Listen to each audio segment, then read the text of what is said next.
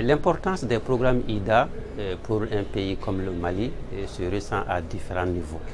D'abord, concernant les services sociaux de base, pour vous donner une certaine idée,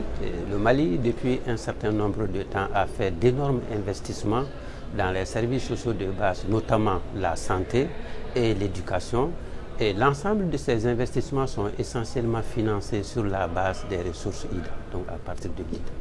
Et deuxième aspect aussi, même lorsqu'on parle du secteur productif, comme l'agriculture et aussi l'élevage, qui constituent quand même des aspects clés de notre économie, et les investissements réalisés dans ces secteurs productifs également sont financés essentiellement à partir de l'IDA. Et cela pour la simple raison que c'est l'IDA qui donne des prêts à un taux hautement concessionnel, et prêts concessionnels qui sont le plus accessibles à nos pays à faible revenu, compte tenu de notre faible capacité financière. Et le principal message que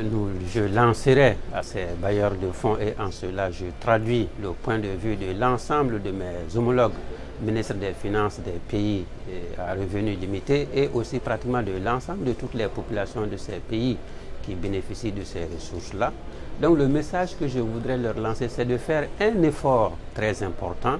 et malgré les contextes budgétaires difficiles que nous reconnaissons et qui sévissent dans pratiquement tous les pays, donc de constater un effort très important pour que l'IDA 16 soit au moins de loin supérieur à l'IDA 15, ne serait-ce que dans une proportion de 20%. Et cela nous paraît d'autant plus important que nous sommes à 5 années du délai d'atteinte des objectifs du millénaire des EMD. Et sans les ressources de l'IDA, il n'est pas sûr que les pays qui bénéficiaient de ces ressources-là ne connaissent un recul en termes d'indice de pauvreté, et ce qui serait très très grave et très dommage, surtout dans un monde où la solidarité normalement devrait être de plus en plus renforcée entre les différentes parties du monde.